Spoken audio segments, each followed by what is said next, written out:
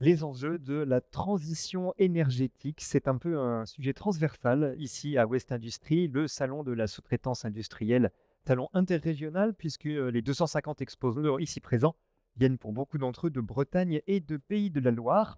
Sur ce plateau télévisé, j'ai le plaisir d'accueillir tout au long de ce salon des chefs d'entreprise, des dirigeants, des acteurs économiques qui viennent débattre avec moi et entre eux des grands sujets qui touchent à l'industrie d'aujourd'hui et de demain. La décarbonation de l'industrie, on l'a abordé à travers plusieurs de nos rencontres. Nous terminons cette séquence télévisée avec 4 intervenants. Je commence par vous présenter Caroline Bader. Bonjour Caroline. Bonjour. Chargée de mission à Bretagne Supply Chain. Vous êtes euh, au sein de cette structure chargée du programme Mixen, dont on va parler un petit peu plus longuement tout à l'heure. Je rappelle que Bretagne Supply Chain, c'est une association dont les adhérents sont des entreprises, des organisations, des institutionnels et que vous travaillez sur l'ensemble des problématiques de la supply chain. Mixen, un peu plus précisément, de quoi s'agit-il? Alors Mixen, c'est un programme régional qui vise à accélérer la transition écologique du transport de marchandises. Historiquement, si je peux commencer par là, en 2017, on a créé Brest Bio GNV qui visait à informer et expliquer comment marche le biogaz naturel comme énergie alternative au diesel. Il faut savoir qu'en gaz comprimé, c'est moins 80% d'émissions de CO2 par rapport au diesel.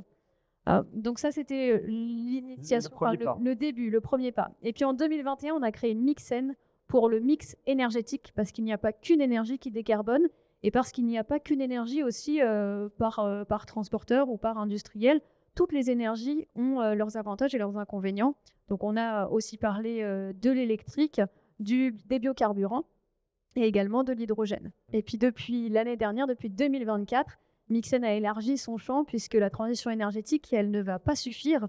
Avoir un camion qui a une énergie alternative est une très bonne solution, mais quand le camion n'est pas plein, ou alors quand le camion fait 6 fois un trajet qu'il pourrait faire une seule fois en train ou en autre transport massifié, il y a d'autres pistes à explorer. Du coup, aujourd'hui, on traite de toutes ces thématiques-là: énergie alternative, transport massifié, report modal et mutualisation, optimisation des flux. De quelle manière vous traitez ce sujet avec les entreprises du territoire? C'est à travers des actions de sensibilisation, d'information ou ça va plus loin? Alors, on a la première étape d'informer. Il y a un besoin quand même de connaître ces solutions, de connaître leurs avantages, leurs inconvénients, comme je l'expliquais. Donc, on va informer les entreprises du territoire au travers d'articles, de webinaires, de veilles. On peut aussi informer sur les aides financières, sur tout ce qui est possible en fait pour pouvoir passer à la décarbonation de son transport. Ensuite, on va chercher à connecter les acteurs entre eux, donc connecter les entreprises au travers d'événements, d'ateliers, et également connecter les territoires au travers de participations comme aujourd'hui à West Industries ou alors mi-juin à Win for Goods pour parler transport à la voile. Et puis surtout, notre dernier point, c'est qu'on veut susciter l'engagement, on veut que les entreprises y aillent et on veut que les territoires y aillent. Et pour ça, on a créé un format qui s'appelle le Mix and Tour. La semaine dernière, on était à Brest à l'occasion du Mix and Tour de Brest. Et notre ambition, c'est de prendre le programme Mixen et de le déployer à l'échelle locale. Donc, quels sont les besoins de Brest Métropole en termes de décarbonation du transport? Quelles sont les infrastructures possibles? Il y avait le port de Brest qui était présent. Bien sûr. Donc, ce ne sont pas du tout les mêmes enjeux, pas du tout les mêmes acteurs. Et à ce moment-là, on peut beaucoup plus facilement amener à de l'action et à la mise en mouvement, puisqu'en fait, c'est un territoire qui a ses propres enjeux et donc ses propres solutions. Oui, voilà, il y a des enjeux nationaux, régionaux, internationaux et puis une action locale qui peut s'avérer tout à fait pertinente. Alors, les entreprises qui sont présentes sur ce plateau, elles sont 3 à venir témoigner ce matin. Je les en remercie. Elles pourront répondre à cette question, mais d'abord, je l'adresse à vous, Caroline Bader de Bretagne Supply Chain. Est-ce que les entreprises sont aujourd'hui euh, sensibles au sujet et actives sur ce sujet? Alors, sur le sujet de la décarbonation, je trouve que les entreprises sont sensibles à la décarbonation. C'est un sujet, ça c'en est de plus en plus en tout cas.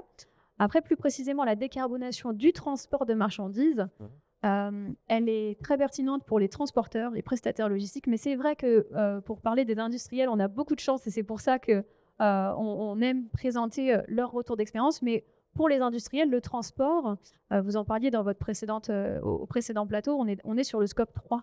On est sur quelque chose qui est peut-être moins prioritaire que C'est-à-dire les impacts qui ne concernent pas le cœur d'activité de l'entreprise, mais son exactement. environnement.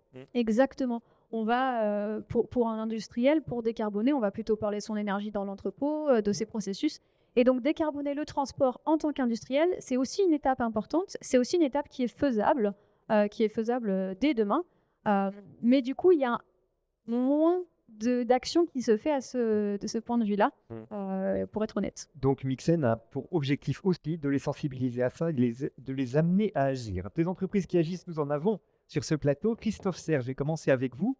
Vous êtes le directeur logistique d'Atlantem, fabricant français de menuiserie. Vous appartenez au groupe vendéen Erige. Votre siège est à Pontivy, mais vous avez 12 sites en France et vous employez plus de 1200 collaborateurs. J'ai bon jusque-là? Oui, c'est ça. C'est bon. D'abord, on va préciser que les actions que vous entreprenez dans la décarbonation de vos transports s'inscrivent dans une stratégie RSE globale. Oui, complètement. Donc, la démarche RSE de notre groupe Erige, dont fait partie Atlantem Industrie, c'est vraiment notre fil conducteur. C'est un fil conducteur pour tout le groupe qu'on a déployé en 3 volets, en fait, qui est entreprendre ensemble avec tous les salariés, tous les collaborateurs. Donc, c'est l'humain, c'est la sécurité, c'est la formation, l'inclusion. C'est entreprendre de façon responsable sur l'innovation industrielle qui est notre cœur de métier. Et surtout, entreprendre de façon durable, qui est un petit peu le sujet d'aujourd'hui avec la décarbonation transport. Alors, sur ce sujet-là, quand on mène des actions, en général, avant, on a commencé par une première étape qui est celle de l'audit, du diagnostic, de l'état des lieux. Vous l'avez fait chez vous. Alors, comment vous avez abordé cette question de la décarbonation du transport chez vous? Eh ben, en 2020, en fait, on a fait ce bilan, ce constat que notre système logistique n'était plus forcément le plus adapté parce que l'entreprise avait évolué, en fait, parce que les volumes avaient bougé, nos clients aussi, nos sites également. Et donc, on a tout remis à plat. Donc, en 2020, on a travaillé sur le schéma directeur logistique et en fait, on a changé notre stratégie avec la mise en place des 5 hubs logistiques pour être en fait plus près de nos clients, pouvoir massifier leurs commandes et être plus près. Vous transportez vos produits, donc fenêtres, par exemple, C'est ça. vers des hubs régionaux, d'où vous dispatchez vers vos clients finaux. Exactement. Donc, Et- des 12 sites industriels, en fait, vers les 5 plateformes logistiques. Et ça nous permet de travailler sur les moyens et de travailler sur le dernier kilomètre. Vous avez travaillé avec quel partenaire, quel prestataire sur ces questions de décarbonation de transport? Alors, au moment de cette réorganisation, pour cadrer un petit peu cette démarche, on s'est appuyé sur 2 programmes de l'ADEME qui sont en fait Fred 21 et Objectif CO2. Donc, Objectif CO2 qui va en fait concerner toute notre flotte interne, nos moyens de livraison, donc concrètement les camions et les chauffeurs. Oui. Et Fred 21 Qui sont vos camions et vos chauffeurs? oui, on livre en partie avec notre flotte, notre propre flotte. D'accord. Voilà. Donc là, on est plus vraiment scope 3 là. Voilà. Du coup. Et c'est ça. Ouais. Et ce qui nous permet aussi d'avoir une action globale. Bien sûr. Et du coup, Fred 21, qui est un programme pour les chargeurs, donc notre organisation globale de la logistique. Quelles conséquences ce programme d'action de décarbonation du transport a-t-il eu sur votre organisation, sur votre mode de fonctionnement? Alors, je dirais que ces 2 programmes sont des programmes structurants, en fait, qui nous permettent de bien cadrer notre action et qui nous permettent surtout d'intégrer cette mesure de l'environnemental, cette mesure des émissions de gaz à effet de serre, puisqu'en fait, aujourd'hui, il y a très peu d'outils. Et ça, ce sont des outils simples, des démarches simples qui nous permettent, en fait, d'intégrer avec les notions habituelles de productivité, de rendement économique, en fait, d'avoir aussi cet aspect environnemental et ces émissions de gaz à effet de serre. Vous avez calculé, évalué, y compris quantitativement, l'impact de ces investissements et de ces dispositifs que vous avez mis en place? Donc aujourd'hui, après 4 ans, on a baissé par rapport à 2020 de pratiquement 19% sur la totalité de notre logistique Atlantem, nos émissions de gaz à effet de serre. Écoutez, bravo pour cette premier retour d'expérience et ce premier témoignage. Je vous redonnerai la parole dans quelques instants, mais d'abord, je vous présente Guillaume Brohan, responsable logistique des cafés Lobodis. Bonjour. Bonjour Guillaume, vous êtes une PME bretonne installée à Bain-de-Bretagne. Vous torréfiez et vous commercialisez du café. Vous employez une quarantaine de collaborateurs. Vos produits sont distribués en grande surface principalement, et ce dans toute la France. Ça, c'est la transition avec le sujet transport et logistique. Vous êtes une entreprise à mission, m'avez-vous dit. Ça veut dire que vous avez d'emblée, a priori, cette appétence pour une responsabilité sociétale et environnementale très, très forte. Absolument. Lobodis est entreprise à mission depuis 2021, de telle sorte qu'aujourd'hui, dans les statuts de Lobodis, il y a quelque chose de gravé dans le marbre, c'est que le, le partenariat que l'on a noué sur la ville sur laquelle nous sommes implantés avec les ZAT locales va perdurer dans le temps. Ça, c'est quelque chose qui tient à cœur chez Lobodis. Comme vous venez de le dire, Patrice, ça fait donc une quarantaine d'années que la société existe, et ça fait un petit peu moins de 40 ans que Café Lobodis fait réaliser ses cafés sur les ZAT de Bain-de-Bretagne avec du personnel donc en situation de handicap qui réalise donc les opérations de production et les opérations logistiques. Donc, à l'illustration de votre engagement sociétal. Alors, le problème du café, c'est qu'a priori, il ne pousse pas ici. Donc, il faut aller chercher un peu loin. Donc, forcément, il y a du transport. Comment est-ce qu'on peut agir environnementalement parlant, énergétiquement parlant, quand la matière première doit traverser la moitié de la planète? Alors, effectivement, ça, c'est une question que l'on se pose depuis très longtemps chez Café Lobodis. Les cafés que l'on traite sont apportés effectivement d'Amérique du Sud, d'Amérique centrale, d'Afrique et d'Asie. Aujourd'hui, on importe environ 1000 tonnes de café par an en Europe et à Bain-de-Bretagne. Et la solution ancestrale, c'est le porte-conteneur qui fonctionne à énergie fossile. On charge effectivement nos conteneurs maritimes sur des bateaux qui vont être consommateurs d'énergie fossile. Et demain, la solution à laquelle on s'intéresse, c'est le transport à la voile, le transport vélique. C'est pour ça que Lobodis est devenu mécène d'une coopérative qui s'appelle WinCoop. WinCoop qui est donc porteuse d'un projet de transport vélique et qui est déjà sur les, je ne vais pas dire sur les rails, mais qui a, disons, le vent dans les voiles. Sujet qu'on a évoqué sur un de tes plateaux, d'ailleurs, c'est un sujet effectivement tout à fait passionnant et porteur d'espoir pour la navigation maritime au long cours.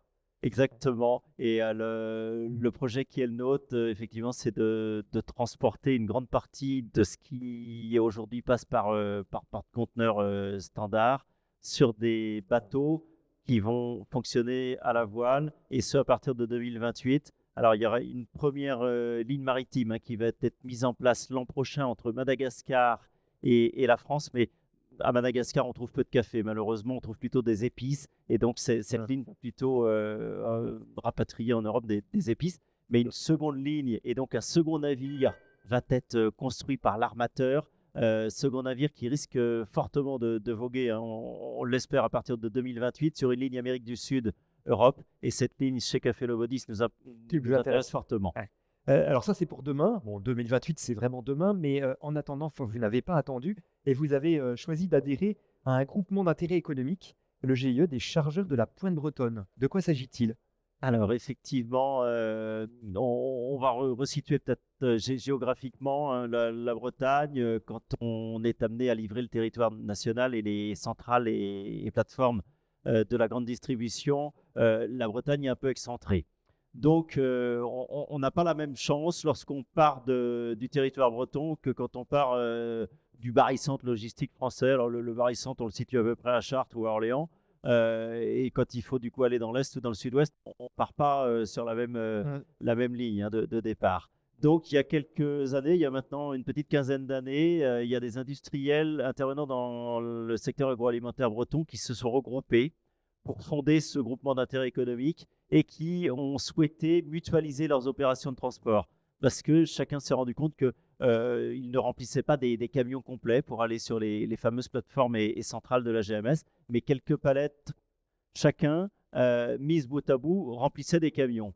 Et à ce moment-là, il a fallu harmoniser les rendez-vous de livraison chez les clients, parce qu'on s'est rendu compte que chacun, aujourd'hui, quand je dis chacun, il y a 18 chargeurs au sein de ce groupement d'intérêt économique, 18 chargeurs qui interviennent dans des secteurs d'activité tous différents, mais tous dans l'agroalimentaire et dans l'épicerie sèche.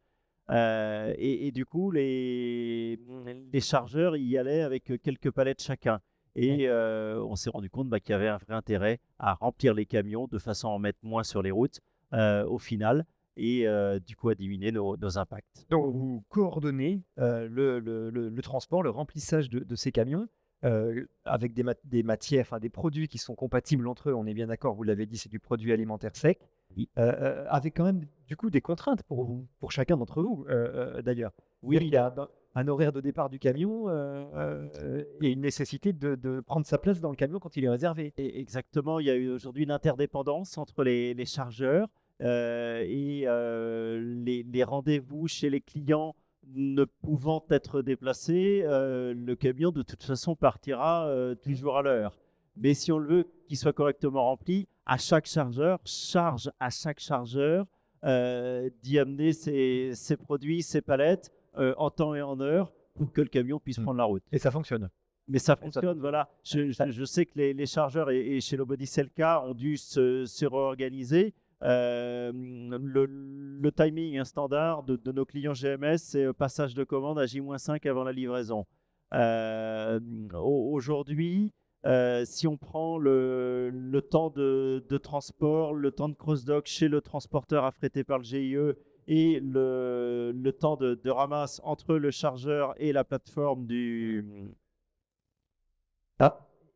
Il a fallu et la plateforme du client, ce J-5, il est très très tendu. Ouais. Donc en fait, il a fallu, c'est le cas chez Lobodies, augmenter un petit peu nos capacités de préparation de commandes de façon à préparer plus vite. Oui, avec un impact donc sur l'organisation du travail dans l'entreprise. C'est un élément à prendre en compte. Et je termine ce tour de table avec Sébastien Lepage. Sébastien, bonjour. Bonjour. Vous êtes responsable transport route chez Yves Rocher. Oui. Gros Rocher. Chez Précisément, ouais. Chez Groupe Rocher. Ouais. Bon, je ne rappelle pas ce que vous fabriquez. Vous êtes connu. Vous distribuez 650 magasins en France et 350 magasins en Europe de l'Ouest depuis le site de Lagacilly dans le Morbihan. Alors, vous connaissez bien le programme Fred 21 Oui, qui évoqué tout à l'heure, puisque vous avez adhéré à ce programme en 2019. Pour quelles raisons à l'époque? Un petit peu par la force des choses, parce que à l'époque, on ne faisait rien au niveau transport, en tout cas en termes de calcul carbone ou en mesure en fait de notre performance transport. Et c'est la RSE en fait qui nous a mis un peu le pied à l'étrier, le service RSE, puisqu'à l'époque le premier programme a été de vouloir décarboner nos activités sur les sites morbihanais. Donc sur un programme qui va s'arrêter cette année et qui est de réduire de 75% nos émissions carbone. Voilà. Donc ça a été le point de départ. Oui. Et on s'est dit, à ce moment-là, il faut qu'on arrive à mesurer, qu'on arrive à être performant. Donc on s'est inscrit dans le programme Fred 21. En y ajoutant d'autres initiatives plus globales. Mais voilà, au départ, c'était une initiative locale, décarboner sur nos sites et ensuite aller un peu plus loin. Et le résultat, au bout de 3 ans, a été suffisamment... Alors, ouais, on était sur un objectif à moins 6%. Oui. Sur nos émissions, on a eu un résultat à moins 15%, donc c'était très très bien. Voilà, donc ça a été la première. C'était la première étape, et la suite, c'est un certain nombre d'actions que vous avez menées à l'échelle du groupe. 4 grandes familles d'actions, c'est bien. Oui, alors lesquelles? En fait, fort de notre expérience sur Fred 21, les quatre actions en fait sont déjà connues. On augmente nos taux de chargement, on utilise des énergies alternatives aux véhicules thermiques par exemple, on va aussi aller chercher des prestataires de transport vertueux et puis on essaie aussi de réduire nos kilomètres. Voilà, donc faut aller en fait piocher dans ces 4 indicateurs, on Ouais. va dire. Positionner les centres logistiques, c'est un élément également, Exactement. comme chez On est dans les distances à parcourues, Tandem, par exemple. ouais. Ouais. Donc voilà, donc on a on peut piocher en fonction de nos activités, en fonction de l'évolution de nos activités dans ces 4 voies. Ouais, Et les 4 puis, leviers possibles. Ouais. exactement. Sur l'alternative au thermique, au diesel, vous avez Oui, alors exploré quelle piste? on a avancé beaucoup grâce aux transporteurs, hein. Sans les transporteurs, on peut rien faire. Ouais. Notamment sur la distribution de nos magasins en France, hein. On a aujourd'hui 53% des magasins qui sont livrés en énergie alternative, entre c'est du mix énergétique entre de l'électrique pour vraiment les centres urbains, du biocarburant ou du biogaz. Ce travail avec les prestataires est très important. Là, il y a un vrai levier d'action sur les appels d'offres, enfin sur Oui. les consultations Oui, que vous oui, effectuez auprès d'eux. Les appels d'offres permettent de fidéliser, première chose, oui, de fidéliser nos transporteurs et puis de définir une feuille de route avec eux en termes de décarbonation. Donc ça les incite aussi selon les objectifs qu'on se donne, à nous proposer des solutions. Et ces solutions-là, bon, elles sont révisées à peu près tous les 6 mois pour voir si on reste dans les clous par rapport à ce qu'on a prévu. Également, à travers des appels d'offres, on a vraiment intégré cette notion de démarche de décarbonation qu'on n'avait pas avant, hein.